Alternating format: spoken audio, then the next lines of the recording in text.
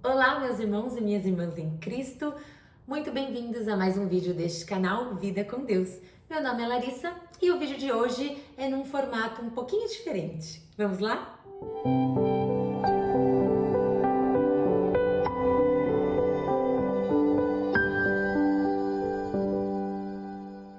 No vídeo de hoje, nós vamos ler juntos a carta mais curta que Paulo escreveu. Isso, a carta de Paulo a Filemon.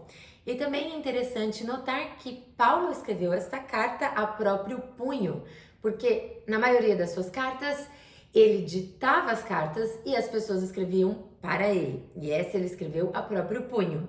Também Filemon é um dos menores livros / carta da Bíblia. Para a leitura desta carta, nós vamos usar esta Bíblia de Estudos à Mensagem, por Eugene Peterson. Ele era um pastor americano, ele teve 40 anos ministeriais antes da publicação desta Bíblia. Então, 30 anos como pastor e inúmeras atribuições e 10 anos trabalhando especificamente na tradução direta do hebraico e do grego para o inglês. E a ideia dele foi de que ficasse no inglês conversacional, bem do cotidiano, para que as pessoas se interessassem de fato a lerem a Bíblia. E claro que para este vídeo nós vamos ler a versão em português, né? Foi traduzido e publicado pela editora Vida. E eu decidi trazer esse contexto e também um estudo bíblico do Eugene Peterson, porque talvez muitos de vocês não tenham acesso a essa Bíblia física. E agora é uma boa oportunidade para conhecermos um pouquinho mais de Filemon. Vamos começar? Cada movimento que fazemos em resposta a Deus tem o efeito de uma onda, tocando a família, os negócios, os amigos, a comunidade. A crença em Deus altera a nossa linguagem. O amor de Deus afeta relacionamentos diários. A esperança em Deus adentra nosso trabalho e, de igual modo, os opostos, descrença, indiferença e desespero. Nenhum desses movimentos, respostas, crenças, orações, gestos e buscas pode ser confinado à alma. Eles a ultrapassam e fazem história. Do contrário, não passam de fantasias, na melhor das hipóteses, ou de hipocrisia, na pior. Vamos só falar sobre o fato inegável de que a crença em Deus, ela altera a nossa linguagem. Ela deve alterar a nossa linguagem. E de que o amor de Deus, ele afeta relacionamentos diários. Então, se nós cremos em Deus e o amor dele está em nós, isso vai aparecer nos nossos relacionamentos diários. Por isso é que ele inicia dizendo que cada movimento que fazemos em resposta a Deus tem o efeito de uma onda, tocando a família, os negócios, os amigos, a comunidade. E assim deve ser. Se não o é, devemos nos questionar por que não está sendo. Os cristãos sempre insistiram na historicidade de Jesus. Nascimento constatável, morte datável, ressurreição testemunhada, cidades localizáveis. Há uma historicidade paralela nos seguidores de Jesus. Enquanto absorvem o que Jesus fez e falou, uma revelação pessoal de Deus no tempo e no espaço, tudo influencia a história local e, no final das contas, a história mundial. E é isso, ele continua falando dessa onda, né? Então, Filemon e Onésimo fizeram parte dessa onda. Por acreditarem em Deus, as ações dele tiveram impacto na sociedade, no tempo em que eles viviam e, numa certa instância, no impacto mundial. Porque ainda hoje, né, 2024, a data em que estou fazendo este vídeo, estamos lendo a respeito da história de vida com Deus de Filemon e Onésimo. Filemon e Onésimo, o amo e o escravo, que aparecem de maneira tão proeminente nessa carta de Paulo, não faziam ideia de que crer em Jesus os envolveria numa mudança social radical. Ambos são citados juntos nesta carta. Agora vamos falar do remetente e do destinatário. Paulo costumava ditar suas cartas, como aquela enviada à igreja de Colossos, provavelmente na mesma época que a carta a Filemon. Mas esta, dirigida a um membro da igreja de Colossos, foi escrita de próprio punho, uma mensagem de caráter privado, de homem para homem, um assunto que não dizia respeito nem ao amigo escrevente. Então vejamos que Paulo escreveu inúmeras cartas e essas cartas ele ditava e um escrevente as escrevia, mas essa daqui ele escreveu de próprio punho. Continuando, nesta carta ele arrisca sua relação pessoal, não propriamente aos olhos de Paulo, com Filemon a favor de outra pessoa, Onésimo. Então vamos ver nessa carta que Paulo está fazendo um pedido a Filemon em favor de outra pessoa, que é o Onésimo. E como vimos aqui anteriormente, Filemon, ele era o amo, ele era o senhor, e Onésimo era o seu servo, seu escravo. Para Filemon, como a maioria dos homens próspero, possuía escravos. Ele vivia em Colossos, cidade pequena e multiétnica situada na atual Turquia. Depois que ele se tornou um seguidor de Jesus, muitos dos que faziam parte da sua casa, famílias, empregados, escravos, também se tornaram, pois os membros da casa em geral seguiam a religião do patriarca. Onésimo, escravo de Filemon, aparentemente havia se convertido, talvez apenas de nome, mas acabou fugindo e viajando centenas de quilômetros até chegar ao lugar em que Paulo estava preso. Lá ele se firmou na fé. Olha que interessante, vamos saber a história de Onésimo, que aparentemente tinha se convertido, mas talvez só o nome de cristão, e na verdade foi ter um encontro real com o Senhor Jesus depois. E é nesse momento, depois, que ele encontra Paulo. Contexto. Por volta de 61 depois de Cristo, em muitas cidades, às vezes 1/3 da população era de escravos. Eles faziam boa parte do trabalho que mantinha o império funcionando, mas eram legalmente propriedades, não pessoas. Os donos tinham o direito de tratá-los da maneira que preferissem. A maioria dos donos percebia que os escravos trabalhavam melhor quando tinham permissão para se casar e possuir alguns bens. Havia ainda algumas leis contra a crueldade, mais parecidas com os direitos dos animais hoje que com direitos humanos. Muitos escravos trabalhavam duro para comprar sua liberdade, em geral com o dinheiro que seus donos os deixavam acumular. O liberto ocupava um degrau um pouco mais alto do que o escravo, mas ainda assim tinha obrigações sociais para com o antigo dono, agora seu patrono patriarca. Por que é tão importante conhecer o contexto da carta do livro que lemos da Bíblia?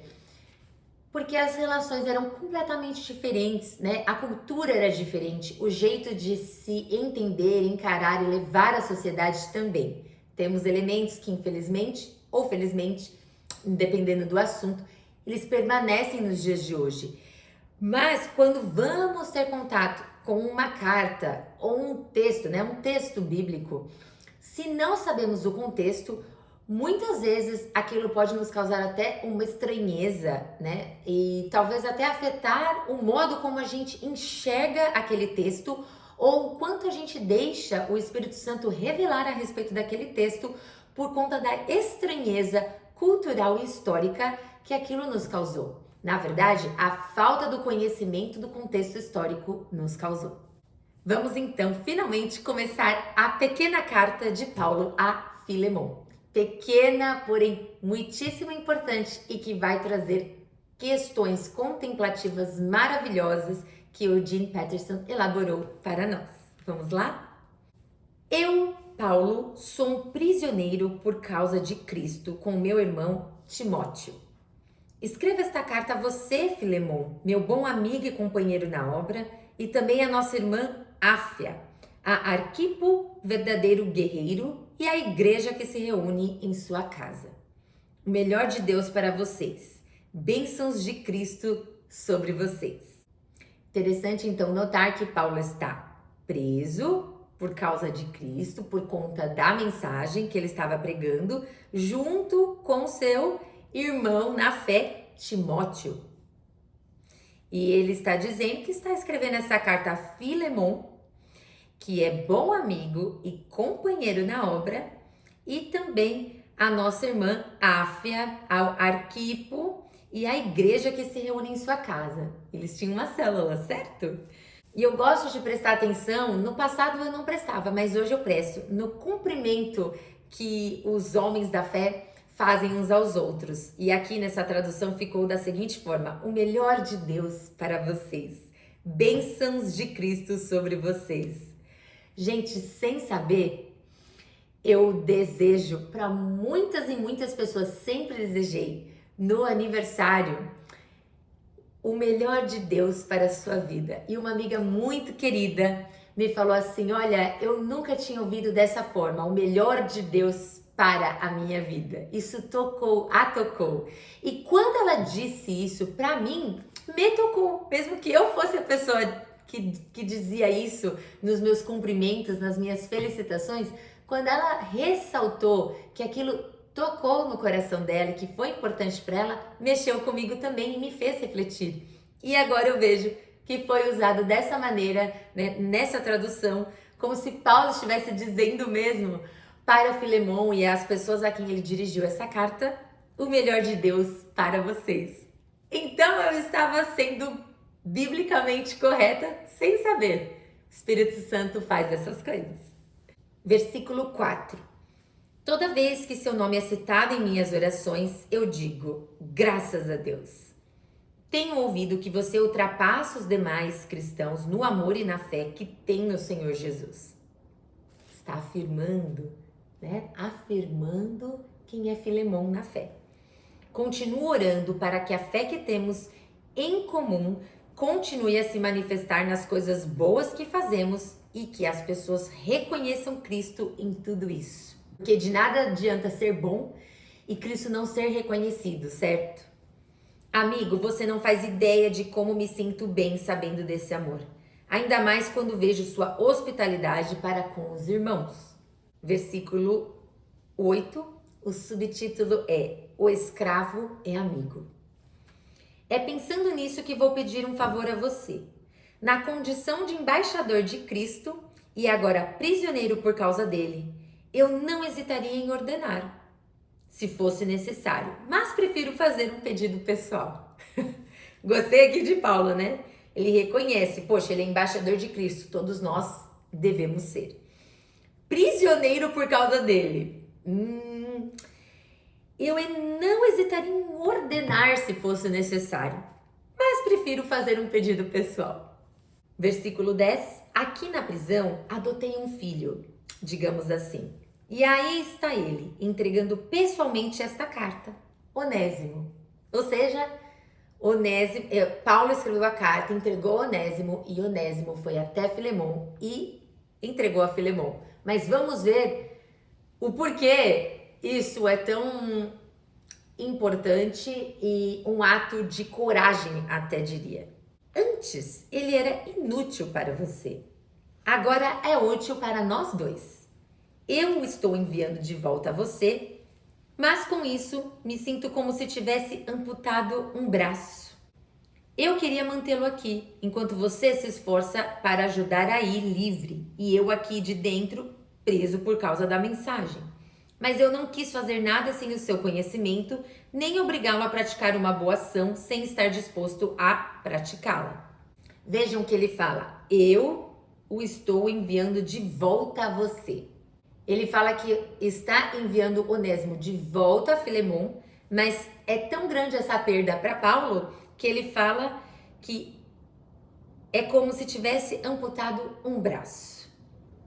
Que ele queria manter Onésimo ali com ele, mas que não quis fazer nada sem o conhecimento de Filemon e nem obrigá-lo a praticar uma boa ação. Vamos entender melhor. Versículo 15. Talvez tenha sido melhor que você o perdesse por um tempo. Você o está recuperando agora com uma vantagem, não como simples escravo, mas como verdadeiro irmão em Cristo. Foi o que ele significou para mim e será muito mais para você. Vejamos novamente. Onésimo, ele era escravo de Filemon. Ele sai da casa de Filemon, vai até esse lugar e acaba por encontrar Paulo, tem uma real conversão com Cristo E Paulo está mandando Onésimo de volta a Filemon. E ele conseguiu reconhecer que antes ele era inútil, mas que agora ele é útil para os dois, tanto para Paulo quanto para Filemon. E diz também que Onésimo foi para Paulo, um verdadeiro irmão em Cristo. E acredita que será muito mais ainda para Filemon. Continuemos no 17. Portanto, se você ainda me considera um companheiro, receba-o de volta como se recebesse a mim.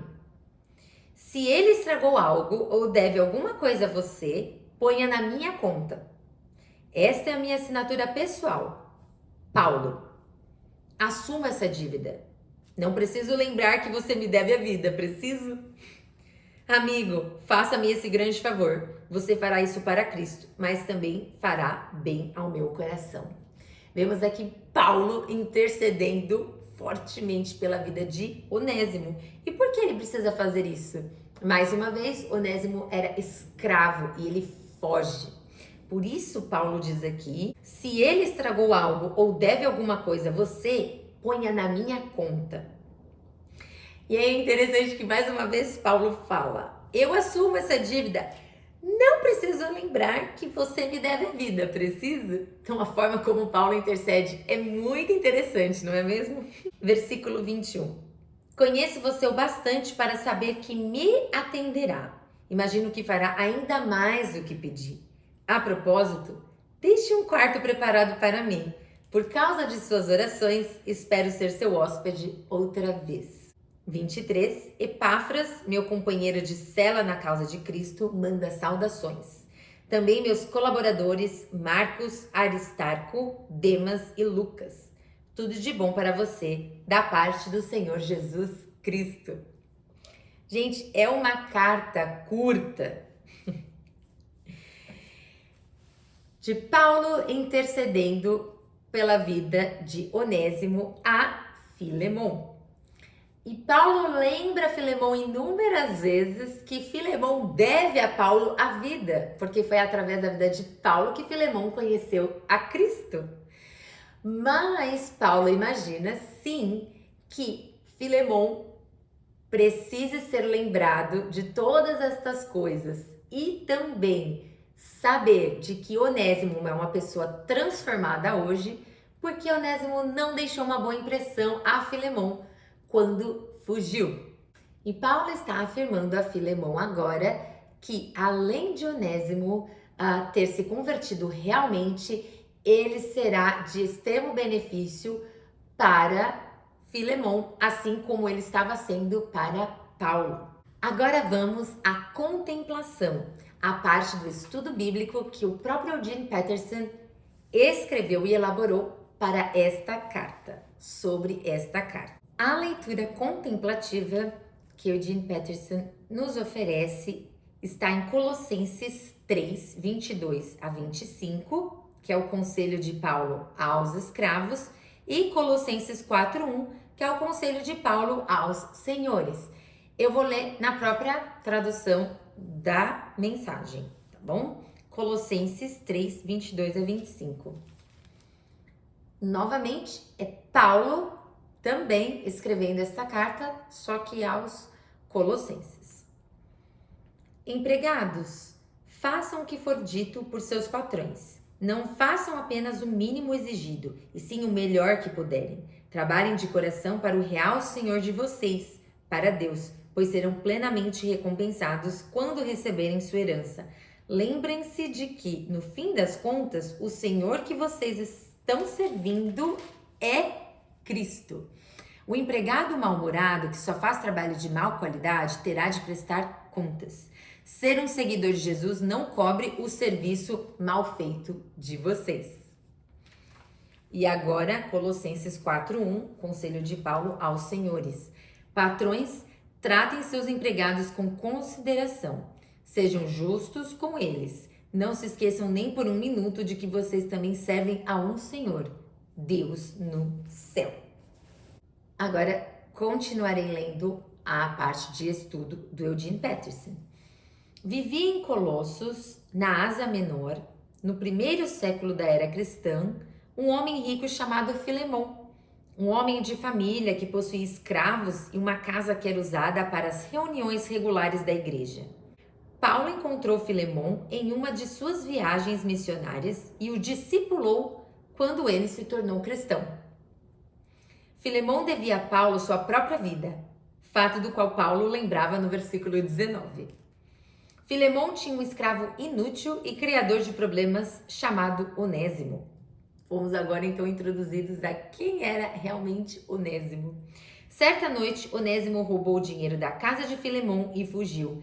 Ele viajou quase 50 quilômetros até o litoral, onde comprou passagem em um navio, cruzou o mar Egeu rumo ao Mediterrâneo, desembarcou na Itália e finalmente foi em direção a Roma. Antes disso, Paulo estivera pregando em Jerusalém, mas quando os judeus convenceram os romanos a prendê-los, ele apelou a César e foi mandado para Roma com uma escolta.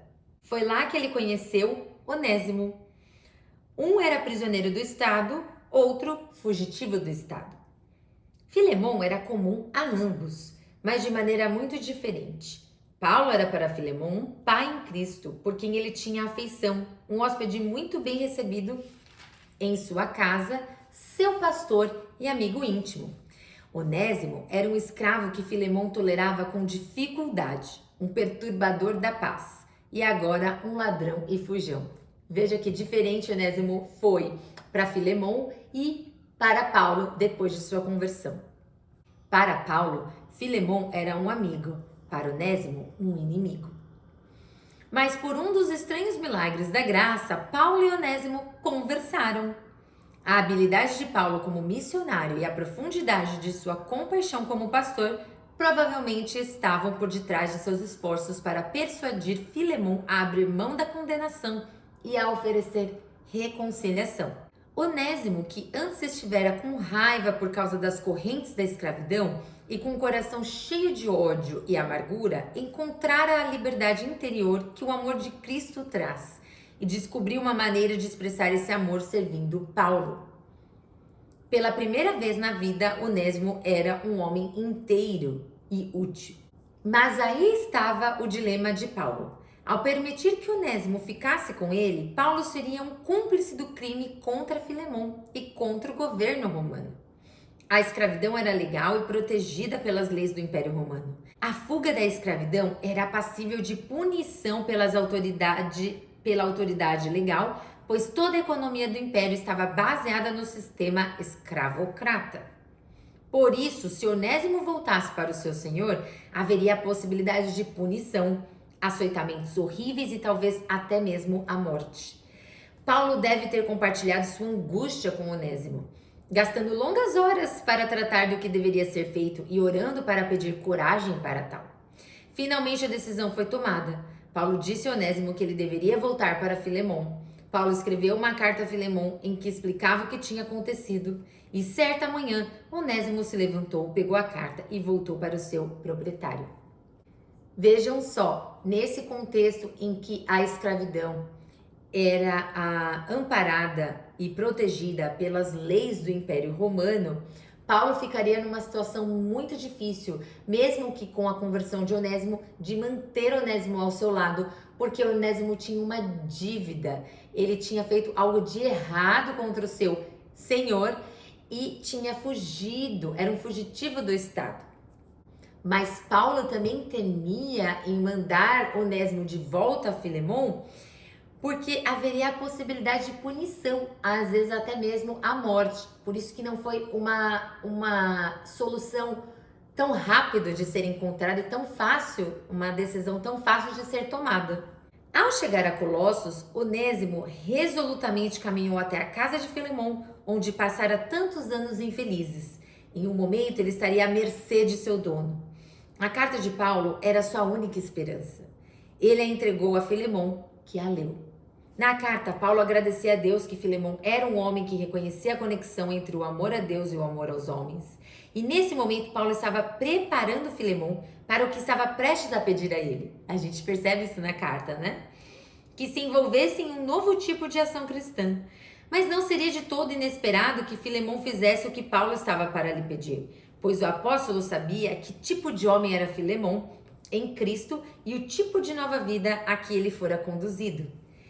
Este homem a quem você chama de escravo, Paulo escreveu, não é mais o mesmo de quando eu o conheci. Eu o conheci como um filho na fé. Eu sou um pai para ele e ele é um filho para mim. E ele se tornou útil tanto para você como para mim. Versículos 8 a 11. Eu vejo, agora Eudine falando para nós, para mim e para você. Eu vejo a mim mesmo em Onésimo, infeliz com a minha vida, irritado com as autoridades, rebelde com vontade de fugir. E assim me tornei um fugitivo, correndo de Deus. A distância que coloquei entre Deus e mim não é geográfica, mas espiritual. Estou separado do meu verdadeiro lar. Mas aí, então, o milagre de graça acontece. Glórias a Deus. Enquanto ainda estou em um país distante, desperdiçando a vida, fui levado providencialmente a Jesus Cristo, o representante de Deus. Nele encontrei perdão, encontrei aceitação, encontrei amor, encontrei libertação da minha culpa, do meu medo, da minha alienação. E de repente esse fugitivo inútil se tornou útil que retornou. Imagine que esta carta é a respeito de você. O nome de Onésimo é apagado do texto e aparece o seu. Quando você se descobrir tão completamente aceito e restaurado, você se tornará útil para Deus e para os outros, aceitando-os, amando-os e perdoando-os. Ai, que lindo! Essa foi uma surpresa para mim. Ao ler um estudo e entender que eu sou Onésimo e me colocar nesse lugar de Onésimo. E agora vem uma coisa muito engraçada, talvez até revele um pouco da minha vida, mas é o vício de um pastor que quando a gente lê o texto e tem, por exemplo, um texto bíblico e tem Deus e a outra pessoa que está errando, ou uma pessoa que está acertando e a outra que está errando, nós nunca somos a pessoa que está acertando, ou nós nunca somos Deus e Jesus no texto, nós sempre somos o outro. Então, nesse caso aqui, nós não somos Paulo, não, nós somos Onésimo. Ah, eu sou Onésimo. É sim. Todos nós somos Onésimos. Todos nós estávamos distante de Deus, todos nós estávamos desamparados e precisamos entender a graça de Deus, aceitar essa graça de Deus e nos entregar a Jesus. Todos nós precisamos. Quem ainda não o fez, tem oportunidade de fazê-lo, certo? Então, a questão contemplativa. Agora ele coloca uma parte de questões contemplativas. São poucas. Vamos lá. Como seu status de escravo fugitivo restaurado afeta a sua visão de relacionamento com Deus? Como? Sabendo que você era um escravo e agora que você está restaurado, como que saber desse seu status, saber dessa sua história, de você estava separado, era um escravo e hoje você é liberto e está para viver para Cristo, e essa liberdade em Cristo, essa restauração, como que isso muda o seu relacionamento com Deus?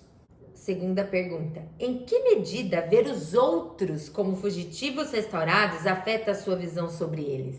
Novamente, como que enxergar o seu próximo, como que enxergar aquela pessoa que é difícil de você acolher, que ela é uma fugitiva e que ela está restaurada ou ela pode ser restaurada por Deus, como que isso vai afetar a sua visão sobre eles? Como que isso vai modificar a sua visão sobre eles? Porque deveria modificar. E 3, como você deveria receber os fugitivos que retornam? Como que nós devemos receber os fugitivos que retornam ao Senhor? Como Deus os recebe? Vamos agora ler Lucas 15, 20 a 24. É o que ele pede aqui. Como Deus os recebe? Ver Lucas 15, 20 a 24. Difícil não se emocionar. Aqui é a história do filho perdido, né? Do filho pródigo. Vou ler também nessa tradução de A Mensagem. Lucas 15, 20 a 24. Ele ainda estava bem longe na estrada quando o pai o avistou. O coração do pai disparou e ele correu para abraçar e beijar o filho, que começou o seu discurso.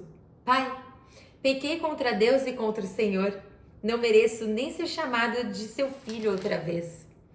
O pai nem quis escutar. Chamou os empregados e ordenou: rápido, tragam uma roupa decente para ele. Tragam também o anel da família e um par de sandálias. Depois vão buscar uma novilha bem gorda e preparem um churrasco. Vamos festejar. Vamos nos divertir. Meu filho está aqui. Não está mais perdido. Foi achado. E a festa começou. Amém, Senhor. Amém. Amém. O filho estava perdido, mas foi encontrado. O pai nem quis escutar o que o filho tinha a dizer, mas o recebeu de braços abertos. E é assim que Deus faz com cada um de nós. Deus fez assim comigo, Deus fez assim com você e vai fazer com todo e qualquer que vier até Ele. Com todo e qualquer que aceitá-lo, que se entregar a Ele. Então agora vamos para a oração contemplativa, encerrando assim esta carta e esta parte de estudos. Senhor amado, ajuda-me a nunca me esquecer da minha vida anterior, a vida de um escravo fugitivo, tão distante do teu coração. Traga a minha lembrança como tu providencialmente me encontraste naquele país distante e como graciosamente me trouxeste para casa. Ajuda-me a lembrar como saudaste o meu retorno. Ajuda-me a reviver toda a graça e bondade que fizeste cair como chuva sobre mim. E nessas lembranças, ajuda-me a ser o mesmo para os outros, que estão voltando para ti, dando um passo tímido e incerto de cada vez. Ora especialmente por... E aí ele deixa uma lacuna e você preenche essa lacuna com o nome daquela pessoa, daquelas pessoas que você está orando, para que voltem aos caminhos do Senhor, para que como criaturas passem a ser chamadas e consideradas e se reconheçam como filhas de Deus. Ore por essas pessoas, vamos orar por todos aqueles que o Senhor trouxer ao nosso coração. Espero que tenha sido um momento edificante para a sua vida. Eu gostei bastante desse formato de vídeo. Se você também gostou, escreve nos comentários, porque eu tento fazer isso com algum outro livro ou alguma outra carta curtinha, tá bom? Muito obrigada. Amém. Irmãos e irmãs em Cristo, Maranata.